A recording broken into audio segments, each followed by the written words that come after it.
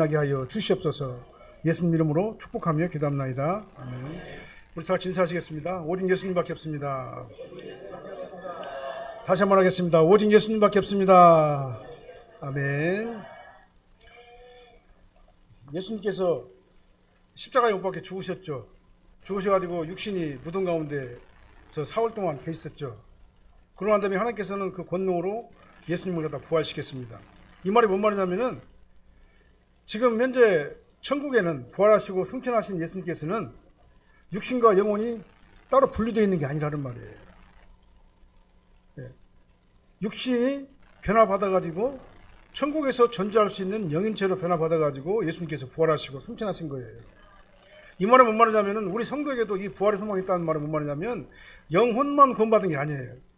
우리 육신도 같이 구원을 받습니다. 마지막 날에 육신이 부활하는 것이 바로 예수님의 부활을 상징하는 거예요. 예수님의 부활은 바로 우리 육신의 부활도 있다라는 것을 우리에게 말씀드리는데 성경에서 그 말씀을 분명히 하고 있거든요. 그래서 우리 육신이 마지막 날 살아서 우리 영혼과 육신이 그러니까 나라는 존재가 그대로 변화받은 몸으로 천국에서 존재할 수 있는 상태로 변화받아서 아버지 하나님께 가는 게 바로 우리 인간이에요. 근데 우리 인간은요 안 죽어요. 불멸입니다. 왜 그러냐? 우리 영적인 존재이기 때문에 그러는데요. 영혼은 불멸이죠.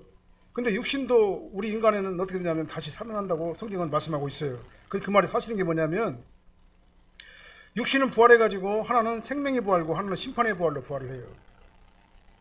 생명의 부활과 심판의 부활로 부활을 해가지고 생명의 부활에 참여하는 자는 예수님과 함께 영원한 천국으로 들어가게 되고 그 다음에 심판의 부활에 참여하는 자들은 사탄 마귀와 함께 영원한 지옥으로 던져지게 되는 거예요.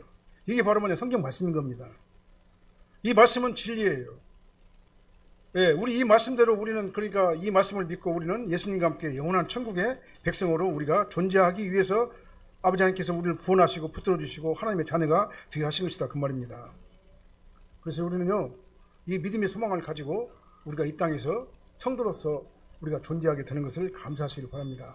이 부활의 능력이 저와 여러분들 삶을 지배하게 되시기를 예수님으로 축원합니다. 우리 부활은요 환상적으로 있는 게 아니에요. 관념적으로만 있는 게 아닌 것입니다. 실제적인 겁니다. 천국은 실제로 존재하고 그 천국에 우리가 가는 곳이 바로 예수님과 함께 영원한 우리 인간이 주님 앞에 가는 거예요. 그러니까 이제 교회에서 이런 말을 갖다가 함부로 이렇게 해서는 안 된다고 생각을 해요. 저는요. 그러나 너무나 성경은 너무나 정확하게 우리가 말씀하고 있는 거예요. 짐승들은 그냥 자기 목적대로 살다가 가면은 그걸로 끝나요. 자기 목적대로 살다가 가면 그걸로 끝납니다. 내세라는 게 없어요. 짐승들에게는요. 근데 우리는 인간은 영적인 존재이기 때문에 내세가 있다 그 말입니다. 내세가 있는데 그 내세에서는 어떻게 되느냐? 영원한 지옥 아니면 천국이에요.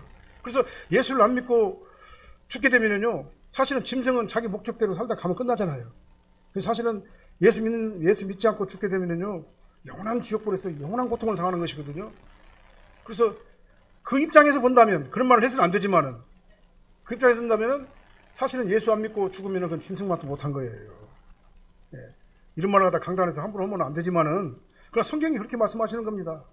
그래서 저와 여러분들이 예수 믿고 구원받았다 이 말은 정말 대단한 거예요. 정말요. 예수님과 함께 영원한 천국 백성이 되었기 때문에 대단한 것입니다. 그래서 말은 가려서 해야 되고 조심을 해야 되지만 성경 말씀이 그렇게 지시를 하시니까 저는 강단에서 여러분들에게 이 말씀을 드리는 겁니다. 예수 믿는 건 선택이 아닌 겁니다. 필수예요. 예수를 안 믿고 만약에 죽게 되면은요 영원한 지옥불에 던질 수밖에 없기 때문에 그것이 하나님 말씀이기 때문에 이렇게 강단에서 강력하게 이렇게 전달하는 거예요. 그래서 우리 주변에 예수 믿지 않는 우리 가족이나 친척이나 이웃들이 있으면은 꼭 전도하시기 바랍니다. 말이 안 나와요. 사실은요. 저도 마찬가지고 어서리가 없어요. 남자들은요. 특별히 그래도 말하기가 굉장히 어려워요. 근데 성경 뭐라고 말하냐면은 실살폭 잡고 계속 말을 하라 그 말이에요. 그게 바로 전도거든요. 전도는 그 사람들이 믿고 예수 믿고 완전히 다 구원받게 하기 위해서 물론 우리가 그 목적을 가지고 하지만 그러나 모든 사람들이 다 구원받는 건 아니다 그 말입니다. 그러니까 그들이 듣든지 아니 듣든지 우리는 담대하게 그냥 말을 해야 되는 거예요. 예수 믿고 구원받으라고. 그냥 너무나 중요하기 때문에 그렇습니다. 오늘은 예수님께서 장사한 지 사흘 만에 부활하신 날을 기념하는 부활절입니다. 성경을 보면은 예수님을 부활한 목격자들이 수없이 많이 기록을 하고 있어요. 성경 여러 곳에서 기록을 하고 있습니다. 예수님께서는 맨 처음에 막달라 마리아에게 보이셨죠. 그 다음 다른 마리아에게 보이셨습니다. 베드로에게 보여주시고 엠마오 마을로 내려간 두 제자에게 나타나서 보여주시고 그다음에 예수님의 제자들에게 보여주시고 500년 형제들에게도 일시적으로 보여주셨어요. 그렇다면은 성경이 왜 이렇게 예수님께서 여러 사람들에게 보여주셨다라고 여러 번에 걸쳐가지고 여러 군데서 성경 여러 군데서 그렇게 말씀을 하셨을까 생각을 해보니까요. 그럼 바로 예수님의 부활이 환상이나 꾸며낸 일이나 그런 것이 아니라 역사적인 사건이라고 하는 것을 우리에게 말씀해 주시는 거예요. 예수님의 부활은 관념이 아닙니다. 환상이 아니에요. 역사적인 사건이에요. 이 역사가들도 이걸 갖다 입증하는 겁니다. 증명하는 거예요. 만약에 예수님의 부활이 없다면은 예수님의 죽으심은요 아무런 의미가 없는 겁니다. 예수님께서 나를 위해서 죽으셨기 때문에 내가 구원의 소망이 있는 것이고 예수님께서 다시 살아나셨기 때문에 내가 부활의 소망도 있는 거예요. 그렇기 때문에 예수님의 부활이 없다면 의미가 없어요. 그리고 성경 예언은요 구속언약은 철저하게 성경의 예언대로 그대로 다 진행이 되는 거예요. 그래서 예수님께서는 성경의 예언대로 이 땅에 오시고 성경의 예언대로 죽으셨고 성경의 예언대로 부활하시고 성경의 예언대로 승천하시고 성경의 예언대로 지금 만유를 갖다 통치하시고 만왕의 왕으로 온 우주를 갖다 섭리하시는 분이 바로 예수님이세요. 보좌우편에서. 그리고 마지막 날에는 심판주로 오셔가지고 양과 염소를 가려요. 우리는 양의 편에 서야 줄로 믿습니다. 염소의 편에 서면 안 되는 겁니다. 양의 편에 서가지고 예수님과 함께 양의 우리로 들어가야 돼요. 양의 문은 예수님밖에 없어요. 양의 문을 통과할 수 있는 방법은 예수님을 통해서 아니면 못 가요. 왜냐? 성경은 뭐라고 말하냐면 예수님은 나는 양의 문이다 그랬어요. 양의 문이란 말은 천국의 문이다 그 말입니다. 그래서 우리는 예수님을 통해서만 천국의 문으로 들어갈 수가 있기 때문에 외치고 또 외치고 반복하고 또 반복하고 예수님을 믿어야지만이 구원을 받습니다. 예수님 말고 다른 방법으로는 구원 받을 수 있는 방법이 없습니다라고 강단에서 이렇게 계속해서 외치는 거예요. 오늘 본문 말씀은요 고린도 교인들에게 예수님에 대해서 증거하는 예수님의 부활에 대해서 증거하는 말씀인 겁니다. 하나님께서 사도 바울을 통해 가지고 하신 말씀이에요. 고린도 교회에 예수님의 부활을 이렇게 증거하는 이유는 뭐냐면 당시 고린도 교회 중에는요 헬라 철학의 영향을 받아가지고 일부가 부활이 돼가지고 의심을 했어요. 그 다음에 영지주의 영향을 받아가지고 있어가지고 영은 불멸이에요. 그들은 인정해요. 영은 불멸인데 육신은 악한 것이기 때문에 악한 것이 선한 영과 같이 결합할 수가 없다라고 그래가지고 영혼만 천국에 가고 육신은 그냥 땅속에 묻히고 그냥 산화돼 버린다 그렇게 주장을 했어요. 근데 성경 그렇게 말하지 않거든요. 성경 분명히 육신이 부활해가지고 영혼과 영인체로 변화받아가지고 변화받은 내가 영원한 천국에서 산다고 그렇게 말씀하고 계시는 거거든요. 그리고 영지주의자들이 하는 말처럼 영혼만 천국에 가고 육신은 천국에 가지 못한다는 것은 성경적이 아니기 때문에 사도 바울을 통해 가지고 하나님께서는 그들에게 말씀한 겁니다. 몸의 부활에 대해서 확실하게 말씀을 한 거예요. 성경은 분명히 영혼만 구원받고 천국에 가는 것이 아니라 부활하신 예수님처럼 부활하신 예수님이 그 산채로 그대로 들림 받았잖아요. 그래서 우리도 영원히 예수님과 함께 천국에 들어가게 되는 것이다 라는 것이 성경 진리인 겁니다. 그래서 오늘 본 말씀은요 하나님께서 사도 바울을 통해 가지고 고린도 교회의 부활의 역사성, 부활의 사실성, 그다음 부활의 진리성 이걸 갖다가는 증거하고 입증하는 게 바로 오늘 본문 말씀이에요. 그래서 오늘 본 말씀 중심으로 예수님의 부활이라는 제목으로 하나님 말씀 선포할 때 이 말씀에 은혜 받으시고 우리가 부활신앙을 가지고 이 땅에 사는 것이 전부가 아니라 영원한 천국에서 예수님과 함께 영원한 영생 복락을 누리게 되는 그런 존귀한 존재가 바로 저와 여러분이라는 사실을 믿고 확신하고 성도로서의 자부심을 가지고 자존감을 가지고 우리가 이 땅에서 성도로 살될 줄 믿습니다. 3절로 4절 말씀 한번 읽어볼까요? 내가 받은 것을 먼저 너희에게 전하였노니 이는 성경대로 그리스도께서 우리 죄를 위하여 죽으시고 장사 지낸 바 되었다가 성경대로 사흘 만에 다시 살아나사. 성경대로라면 뭔 말이냐면요 구약 성경에 예언한 대로 그 말이에요. 구약의 선지자들이 예수님 오시기 700년 전 400년 전에 예수님에 대해서 예언을 하신 그 예언대로 예수님께서 이 땅에 오셔가지고 한치도 오차없이 그 예언대로 다 이루어주시고 죽으시고 부활하셨다 그 말입니다. 자, 내가 받았다 그랬잖아요. 내가 받은 것을 먼저 너에게 전하노니 그렇죠. 내가 받았다는 말은 뭐냐면 하나님께서 영으로 나에게 계시하셨다 그 말이에요. 하나님께서 계시를 받아가지고 고린도 교인들에게 전한다 그런 의미입니다. 그 계시의 내용이 뭐냐면 예수님께서 성경대로 우리를 위해서 죽으시고 성경대로 장사 지낸 바 되었다가 사흘 만에 다시 살아나신 그 부활의 역사를 우리에게 전한다 그 말인 것입니다. 그리고 이 진리를 고린도 교인들이 명백하게 받았고 그동안 그 가운데 서 있다라고 말하고 있잖아요. 네. 그 가운데 서 있다가 그렇게 말하고 있습니다. 나는 하나님으로부터 이 진리의 말씀을 받았고 너희에게 전했으니까 너희가 이 진리의 말씀을 순수하게 믿고 굳게 지키면 너희는 구원을 받는다라고 사도 바울이 전하는 거죠. 그래서 바울이 하나님으로부터 계시를 전달받았어요. 이때는 성경이 기록되는 시대잖아요. AD 100년까지 요한이 죽기 전까지는 성경이 기록되는 시기다 그 말이죠. 그래서 하나님께서는 이 사도들을 통해 가지고 계시의 말씀을 주셔가지고 그 계시의 말씀을 기록으로 남긴 게 바로 성경이거든요. 그래서 구약의 선지자들과 신약의 사도들이 이 성경 말씀을 받아가지고 하나님의 말씀을 계시로 받아가지고 그 말씀을 갖다 적어서 우리에게 성경 66권을 주신 게 바로 성경 진리 말씀인 거예요. 그래서 이 성경의 말씀을 진리의 말씀을 순수하게 믿고 굳게 지키면 너희가 구원을 받는다라고 말씀했습니다. 그래서 복음의 내용은 아주 간단하죠.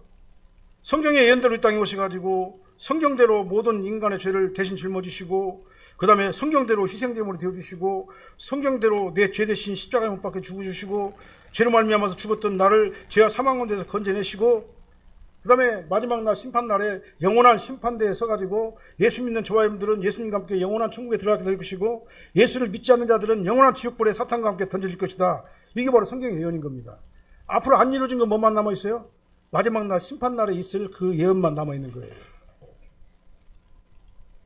이런 모든 하나님의 행적은 이미 구약 성경에 이미 다 예언되어 있던 말씀이에요. 그 예언대로 예수님께서 정확하게 이 땅에 오셔가지고 이러한 구속언약을 완성하신 거다 그 말입니다. 그 후에 구속언약을 완성하신 예수님은 하나님의 권능으로 부활하시고 승천하시고 그 다음에 지금 현재는 보좌 우편에서 만유를 통치하시고 만왕의 왕으로서 온 우주와 모든 것들을 갖다가 섭리하시고 지배하시고 다스리신다 그 말이에요. 그리고 마지막 날에는 심판주로 이 땅에 오시는 겁니다. 이게 바로 바울이 받은 계시예요. 하나님의 말씀입니다. 이 진리를 갖다 고린도 교인들에게 전하는 겁니다. 예, 그러니까 속지 말라 이거예요. 예, 하나님의 말씀은 이것인데 영지주의자들이 말한 것처럼 영혼만 구원받고 육신은 구원받지 못한다라고 그러한 거짓말에 속지 말라 그 말인 것입니다. 그래서 우리는요 이 부활신앙이 확실하게 우리를 지배를 해야 되는 겁니다. 뭐 그런가 보다. 성경에서 말하니까 그런가 보지 뭐. 나하고는 아무 상관없는 부활. 여기에 그쳐서는 안 됩니다. 이 부활의 생명의 은혜가 우리 삶 가운데 체화되어야 되는 거예요. 내 마음속에서 이 진리가 믿어져야 되는 것입니다. 그래야지만 복음의 능력이 나를 지배하게 되는 것입니다. 복음의 능력이 나를 지배할 때 내 인생이 변하게 되는 것이고 내 인생이 정말 오직 주님을 위해서 주님만 바라보고 살아가게 되는 우리의 삶으로 변하게 된다 그 말이에요. 그래서요 이 믿는 것이요 사실은요 내가 내 의지와 내 결정대로 믿는 건 맞아요. 근데 내 의지와 내 결정을 갖다가 누가 옆에서 감동을 시켜주냐면은 성령께서 나에게 감동을 시켜주셔야지 되는 거예요. 나 혼자 스스로는 못 믿어요. 믿을 수가 없어요. 왜 그냥 인간의 이성으로 이 성경 말씀 신비한 하나님의 기록을 믿을 수가 없기 때문에 그렇습니다. 성령께서 감동해 주시고 믿음을 주시고 믿어지게 하셔가지고 이 진리가 내 안에서 막 생명력이 넘쳐날 때 그게 바로 능력인 거예요. 그게 바로 은혜인 겁니다. 그래서 저희들은요 딴 건 필요 없어요. 성령님, 예수님, 하나님 나를 지켜주셔서 내 마음에 이 믿음을 주시옵소서. 아버지 하나님께서 믿음을 주셔서 이 말씀이 진리로 믿어지게 하시고 이 진리의 믿음이 나에게 능력으로 나타나서 우리가 삶 가운데 천국을 누리며 살게 도와주시고 예수님과 함께 영원한 천국에 들어가게 해주시옵소서. 우리는 날마다 그걸 갖다 소망을 해야 되는 거예요. 그래야지만이 그것이 능력으로 내 안에서 살아 움직이게 되는 것입니다. 우리의 신앙의 초점은요 여기에 맞춰져 있어야 돼요. 사실은요 부활신앙에 맞춰져 있어야 돼요. 근데 우리 신앙의 초점이 온통 기복신앙에 맞춰져 있어요. 현세적 복, 예수님을 믿으면 물질의 복 누리고 자녀들의 길이 열리고 좋은 직장을 얻게 되고 정말 아무것도 부족함이 없는 그러한 만사 형통한 삶을 그러면 건강하게 사는 삶을 사는 것이 복이다라고 이렇게 생각을 하는 사람들이 있어요. 틀린 말은 아닙니다. 우리가 예수 믿고 구원받은 자들은요 그렇게 살아야지 맞아요. 그러나 그걸 갖다 구해야지 맞습니다. 우리는 그렇게 기도를 해야 되는 거예요. 그러나 기독교의 핵심 진리는요 현실의 복을 무시하진 않아요. 그렇지만은 복의 가장 중요한 핵심은 뭐냐면 예수 믿고 구원받고 천국 가는 거예요. 예수님의 부활에 동참하는 것입니다. 우리도 마지막 날에 부활해가지고 예수님과 함께 영원한 천국에 들어가는 것이 기독교에서 말하는 진짜 복이에요. 예, 이 진짜 복을 받은 사람들은 우리가 이 땅에 살면서 천국을 누리면서 우리가 원하는 걸 갖다가는 아무것도 염려하지 말고 모든 일에 기도와 간구로 너희 구할 것을 감사함으로 하나님께 하리라고 그랬잖아요. 그래서 우리의 필요와 모든 것들을 구하는 건 맞아요. 그러나 그것이 복의 전부가 아니라는 사실이에요. 진짜 참된 복은 뭐냐? 예수 믿고 구원받고 영원한 천국에 가는 게 진짜 복인 거예요. 이 부활신앙, 이 천국신앙이 저와 여러분들의 삶을 지배하게 되시기를 예수님으로 축원합니다. 그리고 예수님의 부활은요, 역사가 증명해요. 5절로 8절 다시 한번 읽어보게요. 5절로 8절 읽어볼까요? 게바에게 보이시고 후에 12제자에게와 그 후에 500여 형제에게 일시에 보이셨나니 그 중에 지금까지 대다수는 살아있고 어떤 사람들은 잠들었으며 그 후에 야고보에게와 보이셨고 그 후에 모든 사도에게와 맨 나중에 만삭되지 못하여 난 자 같은 내게도 보이셨느니라. 역사적 사건이란 말이에요. 그러니까요. 예, 지금 뭐라고 말했습니까? 그렇게 많은 500여 사람들에게 보이셨고 많은 사람들에게 보였는데 그 사람들 가운데 지금 대다수는 살아있지 않느냐. 이 성경 기록 당시에 그 상황을 지금 현재 말하는 거예요. 고린도 교인들에게. 지금 그 사람들, 그 증인들이 지금 현재 살아서 지금 현재 말을 하고 있지 않느냐. 그 말이에요. 역사적인 사건이다. 그 말입니다. 환상적인 것이 아니고 관념적인 것이 아니라 예수님의 부활은 이렇게 역사적인 사건이다라고 우리에게 설명해 주는 거예요. 그래서 눈으로 친히 본 자들이 지금 현재 살아서 입증하고 증거하고 있지 않느냐라는 말씀이에요. 먼저 게바는 베드로를 말하죠. 게바에게 보이셨어요. 그 다음에 500여 형제들에게 일시에 동시적으로 보이셨어요. 그러니까 부활하신 예수님은요, 이제 하나님이시기 때문에, 성자 하나님이시기 때문에 과거와 현재와 미래를 동시적으로 봐버려요. 예수님의 시간은 동시적으로 과거와 미래, 현재가 현재예요. 그 다음에 공간을 초월해요. 예, 그 다음에 동시적으로 예수님께서는 모든 사람들에게 동시적으로 얘기를 하는 거예요. 지구 끝에물에 있는 사람이나 한국에 있는 사람이나 구원받은 성도에게 동시적으로 대화를 하고 동시적으로 소통하는 그런 분이 바로 뭐냐면 하나님이세요.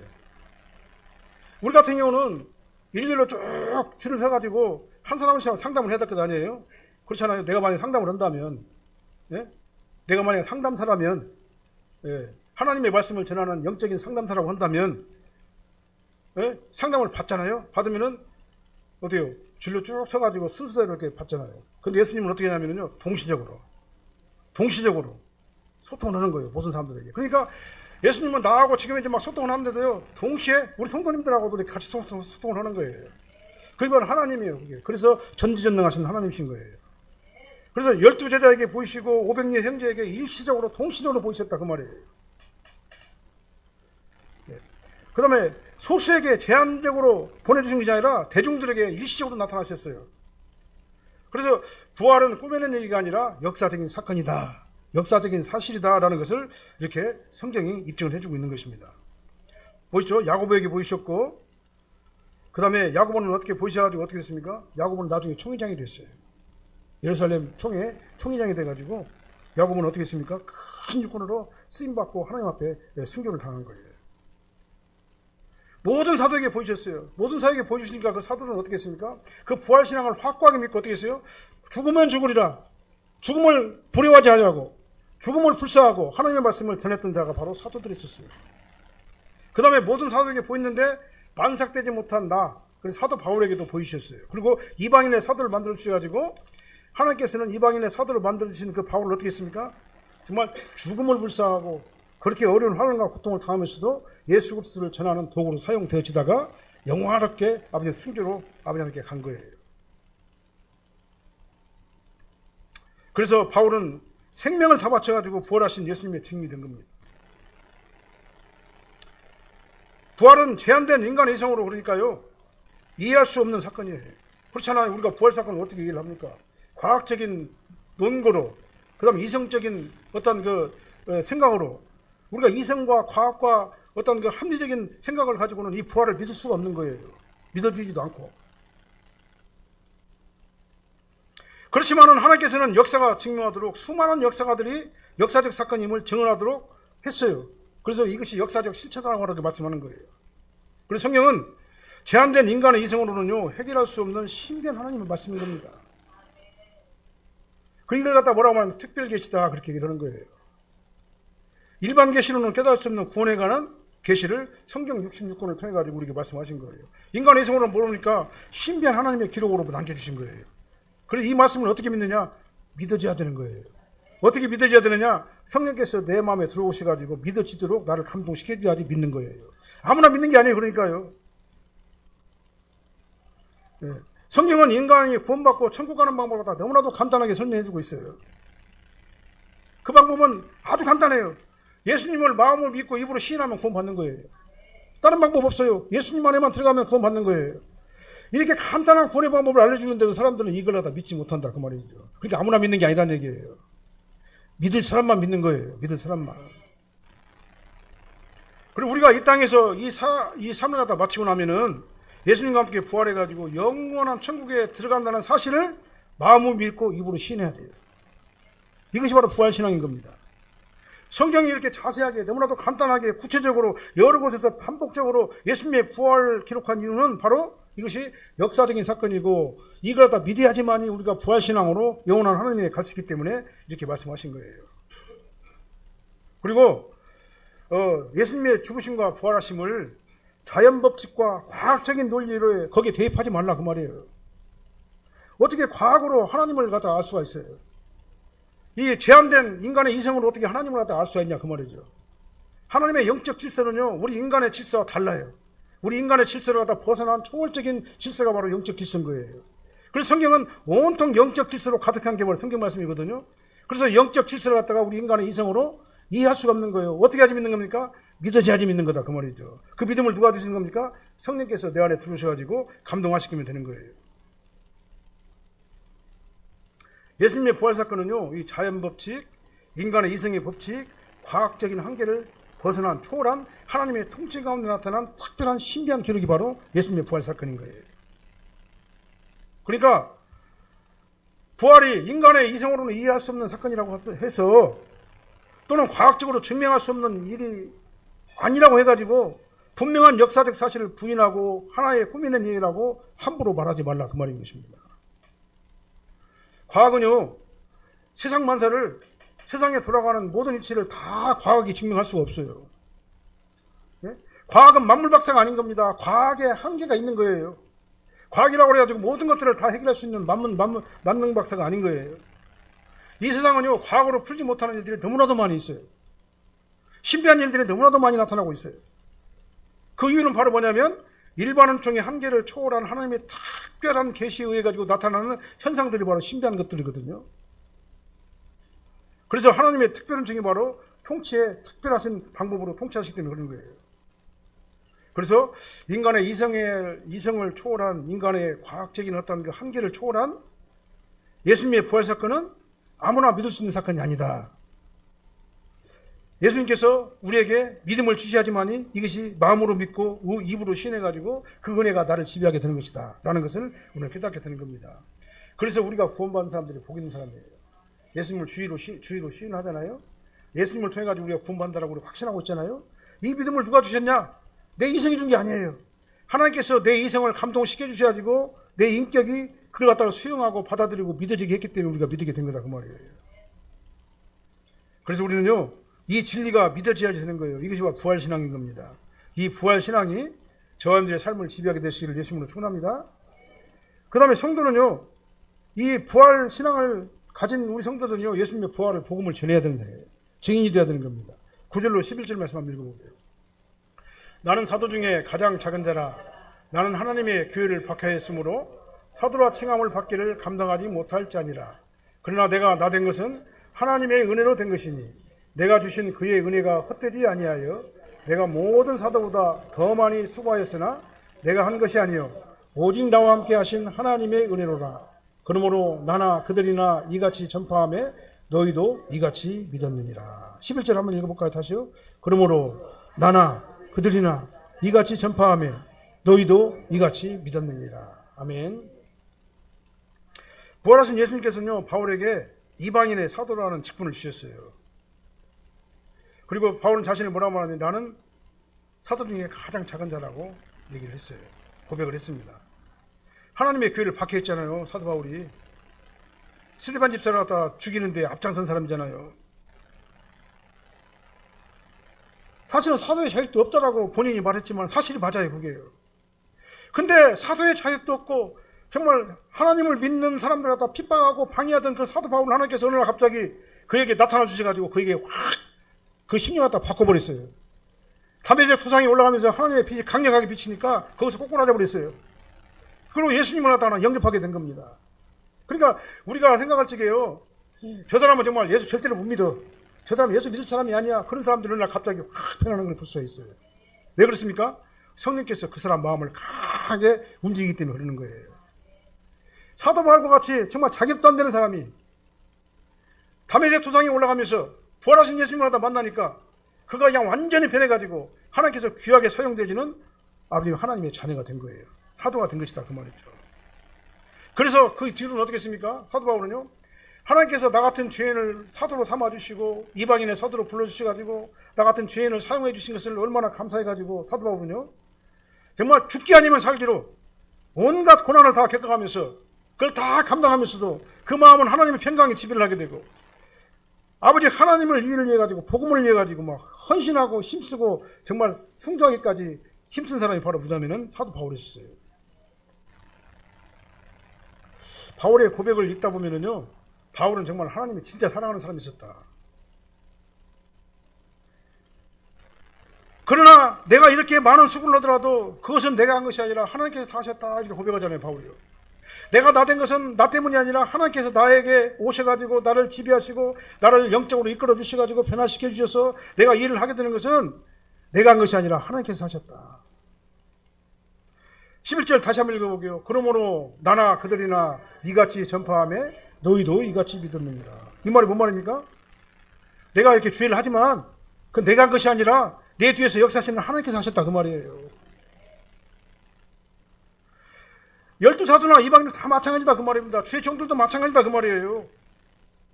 예? 자랑할 것이 하나도 없다 이 말입니다. 나를 갖다 이렇게 하신 분은 누구냐? 내 뒤에서 역사하시는 하나님의 은혜다 그 말이에요. 그 다음에 이 사도들의 복음을 전해들은 성도들도 자랑할 것이 하나도 없다 그 말입니다. 예?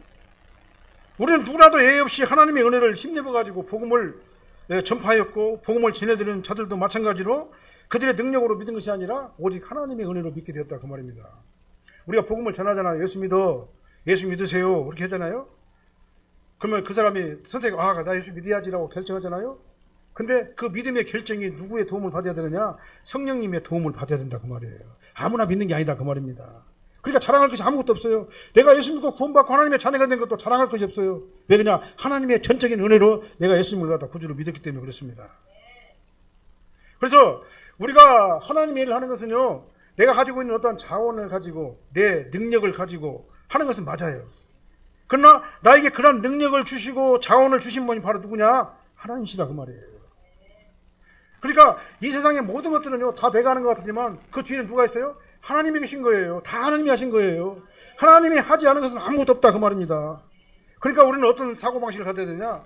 내가 이렇게 능력 있게 내 자원을 가지고 이렇게 최선을 다해가지고 주님 앞에 봉사하는 것은 하나님께 주신 은혜 때문에 이것이 가능하다라고 우리 고백을 해야 되는 거예요. 사도들이 복음을 전하는 것도 성령의 도우심이 있었기 때문에 복음을 전하게 되는 것이고, 복음을 들은 성도들이 복음을 받아들이게 된 것도 성령님의 감동하심이 있었기 때문에 그가 믿게 된 거예요. 그러니까 우리는 도구로 사용되었지만 그 배후에서 역사하시는 분이 누구냐? 하나님이시다. 우리는 이 신전의식을 가지고 우리가 신앙생활을 해야 되는 겁니다. 나를 여기까지 인도하신 분은요 하나님이세요. 나를 여기까지 숨쉬고 여기까지 살게 하신 건 하나님이세요. 그럼 나를 영원한 천국까지 데리고 가실 분도 하나님이세요. 그리고 우리는 누구만 붙잡아야 되는 겁니까? 전능하신 하나님의 은혜만 붙잡으면 아무것도 부족함이 없는 것이다 그 말이에요.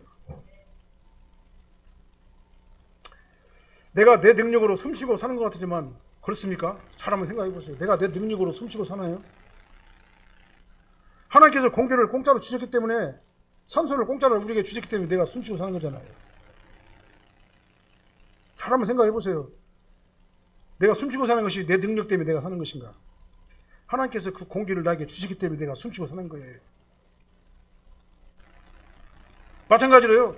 내가 내 능력으로 내가 구원받았습니까? 내 결정으로? 천만의 말씀이 아니에요. 하나님께서 나에게 아무 조건 없이 믿음을 내 마음속에 강력하게 사도 바울이 그냥 담에 도상에서 거꾸로 진 것처럼 그 믿음을 나에게 주셨기 때문에 내가 예수 믿고 구원받은 거예요. 이 믿음이 저와 여러분들의 지배해야 될 줄로 믿습니다. 그래서 저를 따라서 한번 해주시기 바랍니다. 죄송합니다. 그냥 이 믿음이 우리 안에 싹 들어오게 해서 제가 나도 은혜 받고 여러분들도 은혜 받는 마음으로 저를 따라서 한번 해주시기 바랍니다. 내가 먼저 고백하면 우리도 같은 마음으로 고백하시길 바랍니다. 모든 것이 다 주님의 은혜입니다. 나에게 믿음을 주신 하나님 은혜 감사합니다. 나를 복음의 도구로 사용해 주심을 감사드립니다. 모든 것이 다 주님의 은혜입니다. 네, 따라해 주셔서 정말 감사합니다. 이 고백이 저와 우리들의 고백이 되어야 될 줄로 믿습니다. 이 은혜를 생각하면서 바울처럼 정말 최선을 다해가지고 주님을 위해서 헌신하는 저와 여러분들이 되시기를 예수님으로 축원합니다. 기도하겠습니다. 사랑하는 하나님 감사합니다. 내가 나 된 것은 내 능력과 내 자원으로 내가 노력해가지고 여기까지 온 것 같지만 사실은 내 배후에 하나님의 인도하심이 있었다는 그 놀라운 사실을 다시 한번 깨닫습니다. 아버지 하나님께서 도와주시기 때문에 내가 존재한다는 사실도 깨닫게 도와주심을 감사드립니다. 이제 우리가 갈 곳은 영원한 천국으로 가게 되시고 나를 아버지의 천국으로 견인하여 주시는 그 하나님의 은혜를 생각할 적에 진심으로 감사를 드립니다. 나를 지옥 백성 되지 않게 도와주십시고 하늘 백성 삼아주셔서 아버지 하나님의 길을 갈 수 있도록 우리의 삶을 주관하시고 축복하신 주님의 은혜를 감사드립니다. 이 부활의 능력, 구원의 능력이 내 삶을 지배하게 도와주십시고 우리의 인생을 지배하게 하여 주시옵소서. 예수님 이름으로 축복하며 기도합니다. 아멘.